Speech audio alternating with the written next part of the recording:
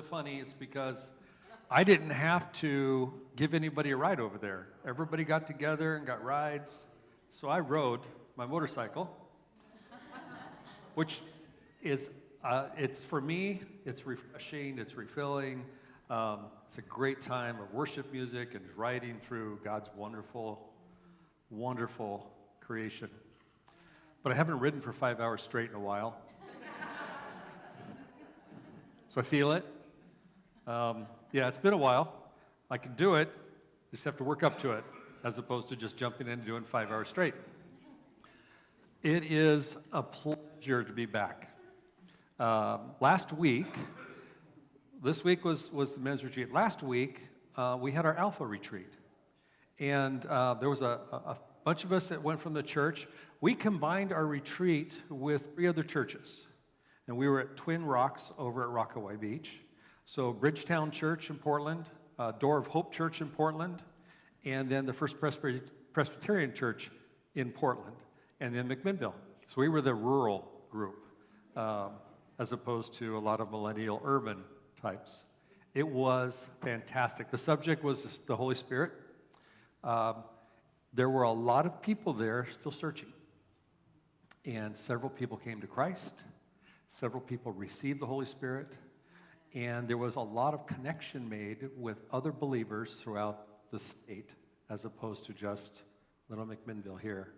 But it was a much broader experience. So we're going to do Alpha again, and we're going to do it in the fall. We're finishing up this series.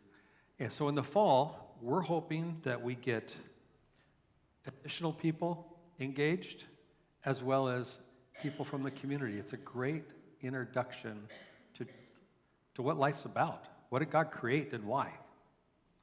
So that's, just had to give a report there. Now I'm going to kind of change gears, and I'm going to invite my wife up.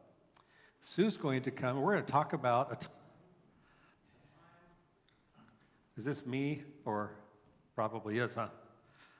A time when we received God's abundance and His blessing. So you can come over here. You got to be like under the lights. I know it's your favorite thing. See, the lights and everything. So true. In 1996, we decided that we were going to take a trip around the United States, and I thought Ron was crazy when he brought this idea up. She was right. But we had an amazing trip. We went across the northern states, down the East Coast, and then across the southern states. And I was pregnant with Rebecca. And so I slept a lot of the time, and I ate a lot of watermelon. Just want to tell you, that was my thing. I ate a lot of watermelon. But one morning, I was driving. We'd switched drivers. Ron was super tired, and so I was driving our Suburban and with a trailer behind it. And I had done it all along the way. And we were driving down in Arkansas. And it was early in the morning, but there was a lot of traffic out there. There were lots of trucks, and it was very full road. And we were going down this incline. And I said, Ron, I can't get control of our trailer. I said, it's swerving. And so he tried to do this little brake thing, and I can remember it's so clear in my head. And the vehicle, the whole thing rolled into the median. There was a huge wide median, and the vehicle rolled, and we were upside down in the vehicle, and I was pregnant with Rebecca, and I kept thinking, oh my gosh, what about my baby? And it was remarkable because Ron went into cop mode, and he said, okay, and the trailer had just like rolled and was completely destroyed. And our kid, we had 3 children. I forgot, you guys probably don't know all of that. We had 3 little boys, and they were all in the back of the Suburban. And so Ron jumps into police mode, and he gets everybody out. He had to reach in, and I kind of fell as my seatbelt was released, and we all got out. And David was the only one. You can imagine this. If you know David, this is true. He did not have a seatbelt on. And so he tumbled a little bit, but he wasn't hurt. He had one little spot that was scraped. And everyone was okay. And so we got out into the median. And Ron and I have been talking about provision and how God provides for you. We'd been provided for the entire trip until we got to this point in Arkansas. But we had, the other part of the trip, we knew what we were doing. We were all in charge and everything. Well, this was a situation you couldn't be in charge of it, except for Ron opened up the back of the Suburban, popped out all of our camping chairs, and we were all sitting there waiting when the emergency vehicles came. And the guy's like, what in the world? And they said, oh my gosh, you're pregnant, are you okay? And I'm like, I think I'm fine. And they didn't say, let's go to the hospital or anything, because I truly was just fine. And that's miraculous, right? I was hanging upside down with a seatbelt across my waist. And I just remember thinking that, what are we going to do? It was very scary. Well, the police officers, the emergency responders, they knew of a hotel in Ozark. Has anyone ever been to Ozark, Arkansas? Okay, we're talking micro town, I don't even know how many people. 2 hotels. 2 hotels. And one, the officer said he wouldn't let his dog stay there. So we chose the other one. As a quote, I wouldn't let my dog stay there. And so they took us to the hotel, and we stayed there. And the people at the hotel told us that we could use their car to go do whatever we needed to do.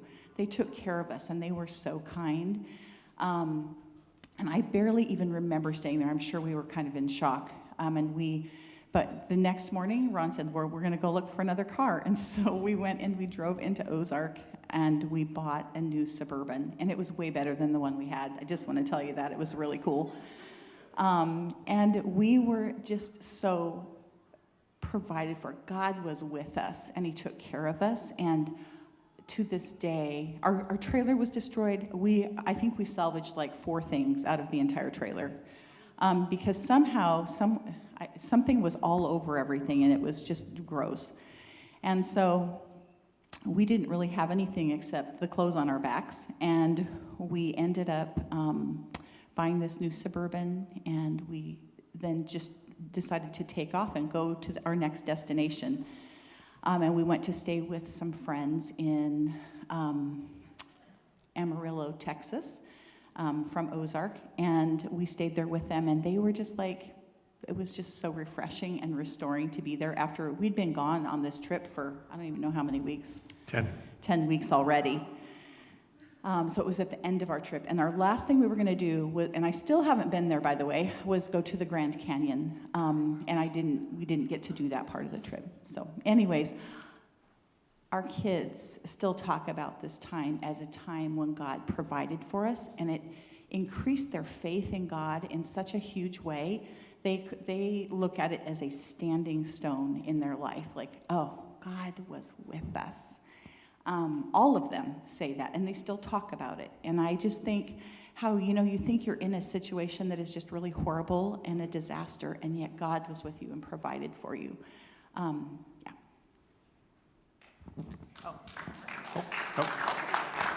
So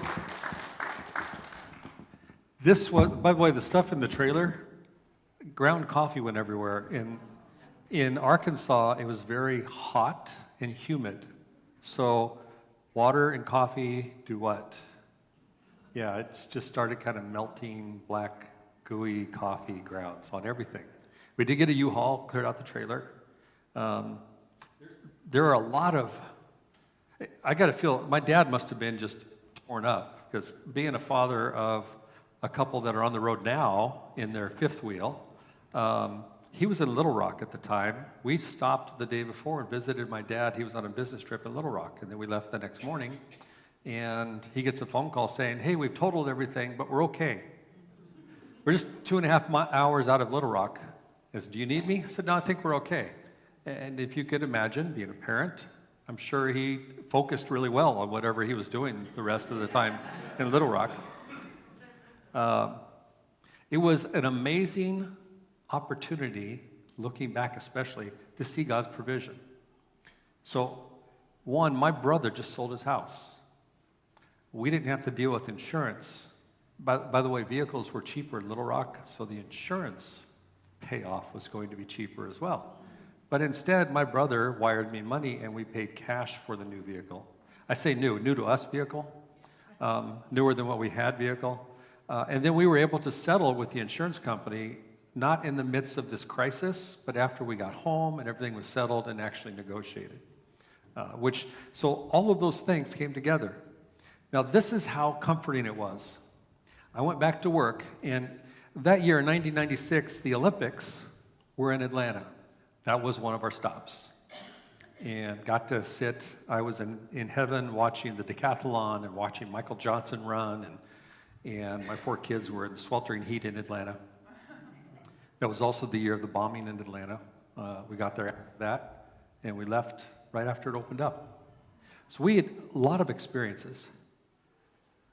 And I had memorabilia up on my wall in my office at the police department, Corvallis, along with pictures of totaled vehicles and stuff that was wrecked and stuff all over the highway. So the tragedy of totaled vehicles, and it was totaled. We rolled on Interstate 40, enough to where there was a wide median and everything in our trailer was just spread out across the median. By the way, a wide median means there was room and no one else got hurt, because if there wasn't, it would have been spread out across the oncoming traffic. And a pregnant woman holding onto the steering wheel as we're rolling is much safer than just a seatbelt bouncing around. I'm the only one that had a gash in my head because I was in the passenger seat. So looking back, we didn't even realize God's provision until evaluating all those little things that I just don't believe were just, it happened. So today we're going to talk about a couple times in the Bible, in Mark, he writes about Jesus' provision. And you're familiar with, I'm sure, the feeding of the 5,000. How many of you know there were actually 2 feedings? One of 5,000 and one of 4,000. Opposite ends of the same lake. One feeding Jews, one feeding Gentiles. It's a great example that Christ takes care of us. He provides for us. And he provides for everyone. Because at that time, Jews didn't eat with Gentiles. It's not a matter of he chose just what was right, the rabbi took care of the Jews. He also ventured out as a rabbi that the Pharisees were really concerned about, as we'll get to. He was also feeding 4,000 men and others, that would be women and children, in case you haven't figured that out. Gentiles, which was unheard of. So I'm going to go to Mark chapter 6 and start in verse 30, reading about feeding of the 5,000. It says, the apostles gathered around Jesus and reported to him all they had done and taught. The apostles were coming back from their time that they were sent out, and now they're coming back, and they're reporting to Jesus. In 31, it says, then because so many people were coming and going that they did not even have a chance to eat, Jesus said to them, come with me by yourselves to a quiet place. Let's go take this conversation somewhere else, a quiet place, and get some rest. So they went away by themselves in a boat to a solitary place. But many who saw them leaving recognized them and ran on foot from all the towns and got there ahead of him. The lake, you could see who was coming, and people announced it. He had done miracles, right? We talked about that the last couple of weeks, the miracles, the leper healed, the blind, and so he was creating quite a stir. Verse 34, when Jesus landed and saw a large crowd, he had compassion on them because they were like sheep without a shepherd. So he began teaching them many things. By this time it was late in the day, so his disciples came to him and said, this is a remote place, and it's already very late. Send them away so they can go to the surrounding countryside, villages, and buy themselves something to eat. That seems like a pretty normal response. It's getting late. We should probably go ahead and dismiss, get them somewhere so they can take care of themselves. We're still hungry. We haven't debriefed with you, Jesus. So let's just send everybody away and let them take care of themselves. But Jesus said, you give them something to eat. And their response was, now after seeing all these miracles, their response was, that would take more than a half year's wages. Are we to go and spend that much money on bread and give it to them to eat? That's going to cost a lot of money. What about our resources?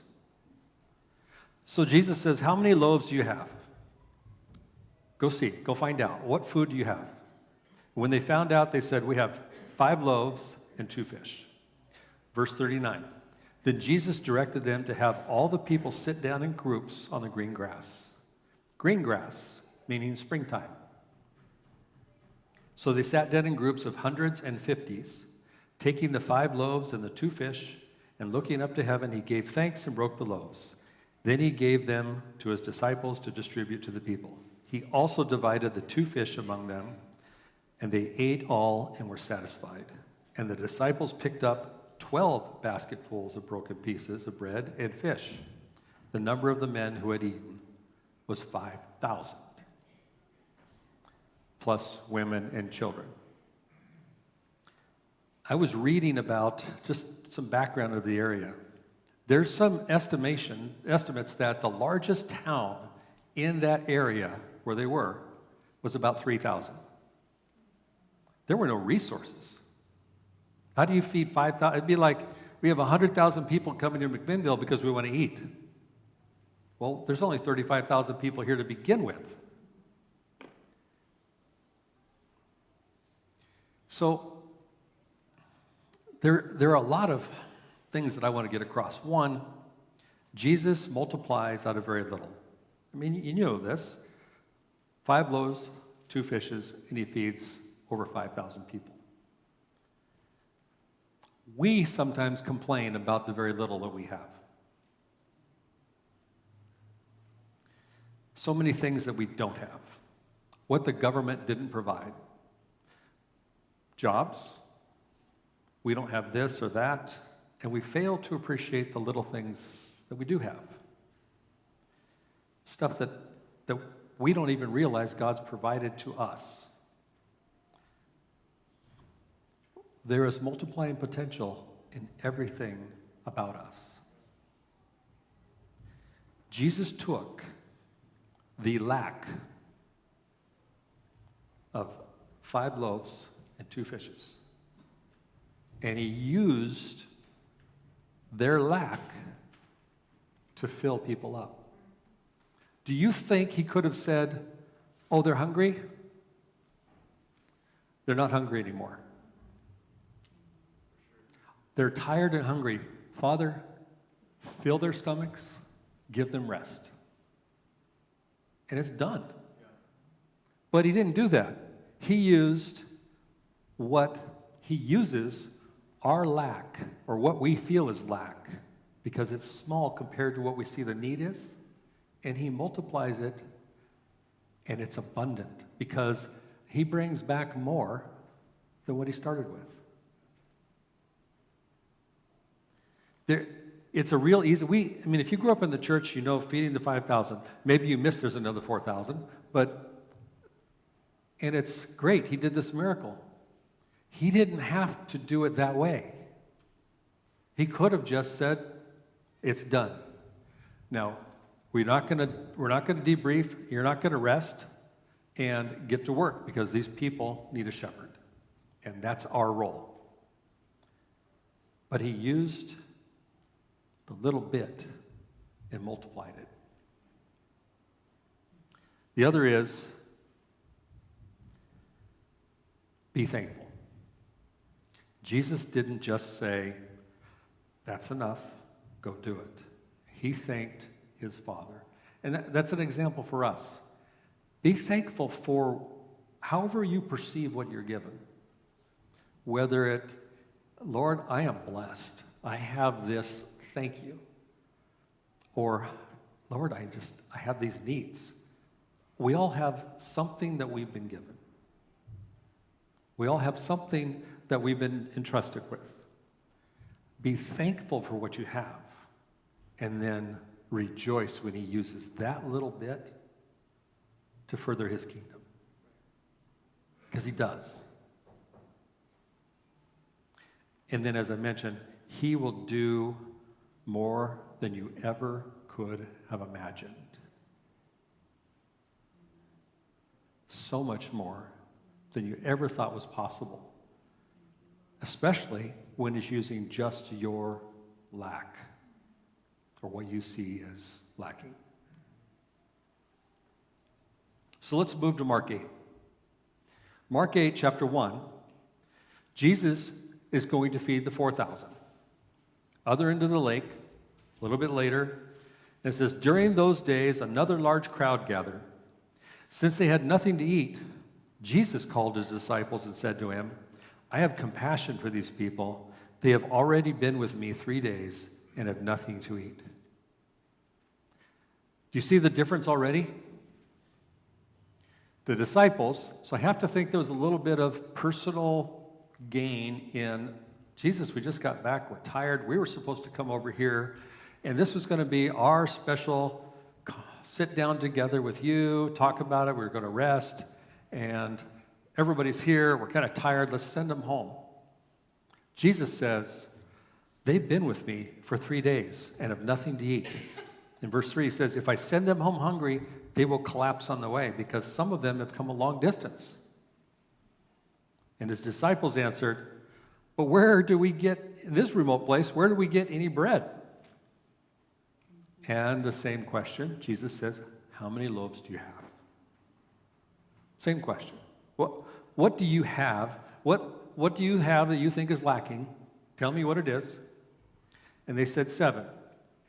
So he told the crowd to sit down, and when he had taken the 7 loaves and given thanks, he broke them, gave them to his disciples to distribute to the people. They did that, and they had a few small fish as well. He gave thanks for them and also told the disciples to distribute them. The people ate and were satisfied. Afterward, the disciples picked up 7 basketfuls of broken pieces that were left over. About 4,000 were present, and after he had sent them away, he got into the boat with his disciples and went to the region of Dalmanutha.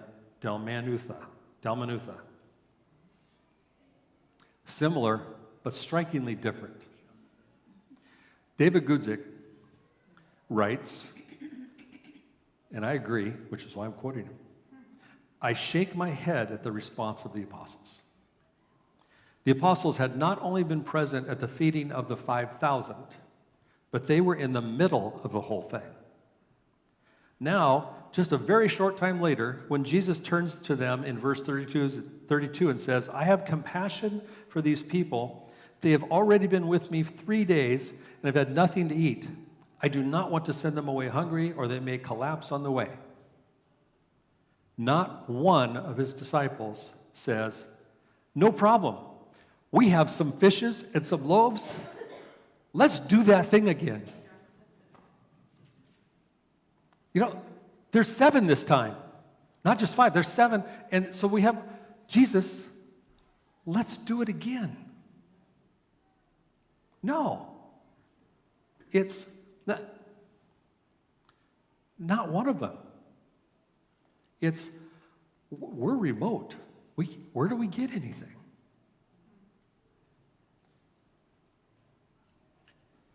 They knew he was the Son of God. They knew, they witnessed, they've seen, they've been a part of.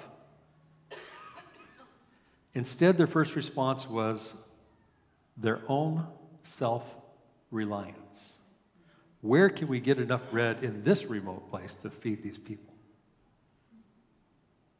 Never mind yesterday's miracle, God, where you provided for more people. How am I going to do this one? He goes on to say, there was a little bit of paraphrasing in his quote there, by the way. He goes on to say, before I get too harsh on the apostles, I need to confess, this is me. I know who Jesus is, but I don't ask for miracles. I see the way he has miraculously provided for me and my family, and then the next day, I begin worrying about how I'm going to figure things out on my own. I open my eyes, and I see limited resources instead of looking at things through the lens of faith and seeing unlimited possibilities. That's not just David, that's me.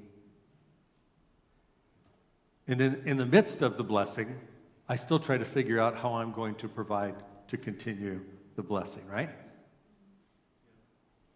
How many of us, well, I know all of us have experienced this abundance, whether you recognize it or not, you're here. How many of us fail to see his abundance right in front of us the next time? We're still looking to provide for ourselves, our own self-reliance. So in chapter 8, verse 10, he finishes off. He got into the boat with his disciples, went to the region of Dalmanutha. In verse 11, they've arrived. The Pharisees came and began to question Jesus. To test him, they asked him for a sign from heaven. And he sighed deeply. Really? Why does this generation ask for a sign? Truly, I tell you, no sign will be given to it. Then he left them, got back in the boat, and went across the other side. He's met with a confrontation from the Pharisees. They wanted him to do something that would show he was the Christ. But here's the problem. He'd already performed so many signs for them as recorded in Mark and other Gospels. He'd required so many, but they weren't interested and they weren't believing. As I'm confusing my notes here. See, in Mark 3, they had already concluded, in Mark chapter 3, verse 22, I had to go back and check it myself, even though I've read it several times. They concluded that the signs Jesus did were possible because Satan was working through him. These are the religious leaders of the day, by the way. They were trying to test him and trick him again. They weren't interested in believing in Jesus. Their search for a sign was not a sincere one. They had already made up their minds. They were looking for an opportunity to charge him with blasphemy. And he knows they already made up their mind, so he says, we're not going down that road. But here's the lesson I take from that. How many of us are still searching for a sign? With everything that's already been recorded in history and everything that's already happened to you in your life, your family, others around you, why are we still searching for a sign? In fact, I'm not going to accuse you because I fall into that category. Is it possible that we've already made up our mind if we're searching for a sign as opposed to believing that which has already been shown us? That can be a rough thing to kind of reckon with. But that's what, I didn't write it, Paul wrote it. Jesus said it. That's the same thing as, oh, look at the 5,000, the 4,000, I don't know, what are we going to do? As opposed to, hey, you did it once, let's do it again. I want to see this. Can you imagine being part of that? Can you fathom for a moment being a disciple or even being in attendance, knowing that there's so many people and you watch this happen? We talk about feeling the Holy Spirit here. Can you imagine for a moment what that would be like? And then to question it the next time it comes around.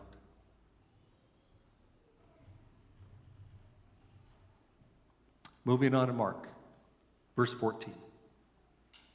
So if you get the story, he went away after feeding the 4,000. talked to the Pharisees, says, I'm out of here, going back across the lake. And in 14 it says, the disciples had forgotten to bring bread. That's their job. Except for the one loaf they had with them in the boat. And Jesus says, be careful. Watch out for the yeast of the Pharisees and that of Herod. He's talking about the yeast, the leaven that, you know, if you make, and I don't, if you make sourdough, you keep sourdough, right? As I understand it, you have a good sourdough, you keep some of that bread, and then you use that to make other loaves. And the character of that sourdough then permeates the other loaves. So if it's a good sourdough, I don't know what you call it, sample, then it's your starter, then you've got good sourdough. If it's bad, you continue to make bad sourdough. And that's what Jesus is talking about here. He's talking about be careful of the leaven. Be careful of the yeast, the bad yeast. Because if you use it to make bread, it's going to continue to puff up and make bad bread. Jesus essentially said, beware of the evil way of the Pharisees and Herod, because they think the kingdom, let me get this right, I wrote this down, I know it. Because of what they think of the kingdom of the Messiah. Beware. Verse 16. So the disciples, after Jesus says this, they discuss this one with another and said, it's because we have no bread. He must be talking about the bread. I mean, you know, we just got finished with the 4,000. Oh, that's right, we did 5,000, and we were worried about the one loaf, and he must be talking about the bread. Jesus, in verse 17, said, aware of his discussion, he says, why are you talking about having no bread? Do you still not understand? Are your hearts hardened? Do you have eyes but fail to see and ears but fail to hear? Don't you remember when I broke the 5 loaves for the 5,000, how many basketfuls did you pick up? 12. And when I broke the 7 loaves for the 4,000, how many basketfuls did you pick up? 7. And he said to them, you still don't understand?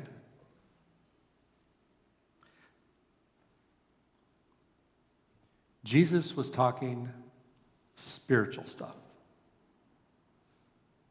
He's already proven he takes care of your human needs. In fact, he chastised them for not even remembering that he takes care of your human needs. I kind of need that sometimes too. But there's this verse in Ephesians 6 that says, for our struggle is not against flesh and blood. It's against the rulers, against the authorities, against the powers of the dark world, and against the spiritual forces of evil in the heavenly realms. They're so focused on the bread because that's what they've seen, the blessing. They fail to realize that one loaf of bread, I mean, really, they missed the opportunity with the 4,000. It's like, oh, look, we have some, let's do it again. Now it's a smaller group, one loaf. Do you think they could have figured out then? It's like, hey, we're going to see this happen again. We have one loaf. That's not enough to feed us in the boat. We're going to see it happen again. We finally understand. Let's do this. No, they were complaining that they only had one loaf of bread. And Jesus says, you're lost. It could be that their focus on their own needs, their self-sufficiency, might be that yeast that Jesus is talking about. You feel a need so much to take care of yourselves because that's what the Pharisees do. That's what Herod does. And that's what bread you're going to get. I'm going to have the worship team come back up as we conclude. The disciples were still focused on earthly needs, not the kingdom of God.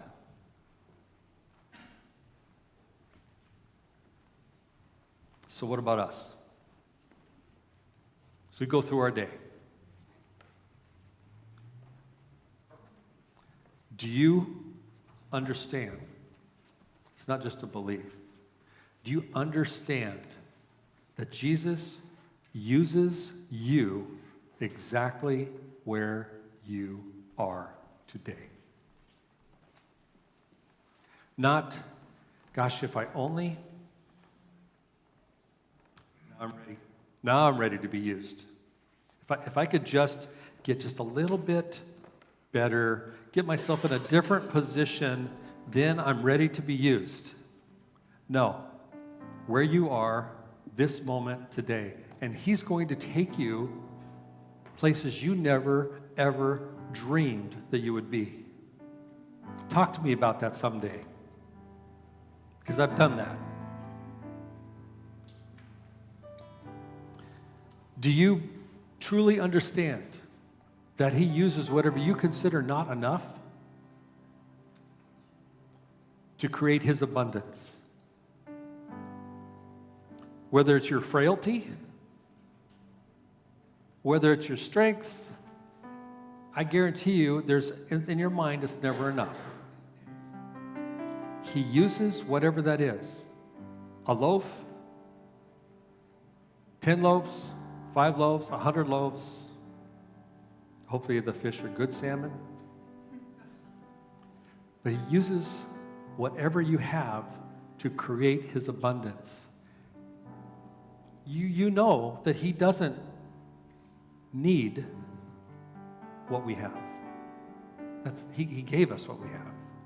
He can cause us to be full, but he wants to be with us.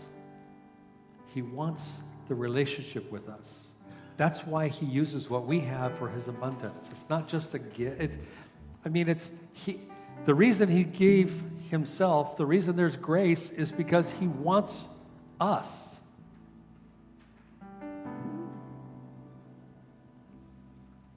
Do you continue to worry and doubt? Even though you've seen his provision, you've felt his provision, you've been a benefit of his provision time after time after time. You still continue to doubt. You can't focus on your earthly provision. He's taking care of that. The battle is spiritual.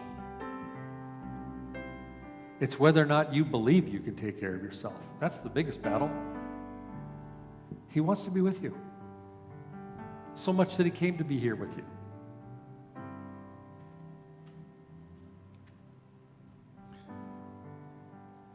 So we're going to go into a time of worship. Worship, prayer, just a time of celebration and a time to pray. Because they go together. Talk to him. Ask him what you have that he's waiting for you to offer up so that he can use it for his abundance. Are you the little boy with the 5 loaves? I don't know why he had 5 loaves and no one else had anything. The Bible doesn't say. Maybe he was prepared. Maybe the Spirit just said, I need to take the fish. Maybe it's childlike faith. I have no idea. But what I do know is we all have something that seems small compared to the need. Are you ready to offer it up so that he can use it for his abundance? And bless people that you didn't even, and bless people that you won't even know about. Father, I ask for us to feel your presence, Lord. I ask for us to yield the loaves and the fishes in our lives, to look past the one loaf that we have to see the leaven and the yeast of your kingdom, Lord, so that we become part of your plan, God. I ask that we give up those little things that we think that are just not enough, that are worthless, Lord, so that you can not only bless them, but use them for your kingdom, for your abundance. Thank you, Jesus, for your grace. Thank you for your mercy. And God, thank you so much for your wanting to have a relationship with us.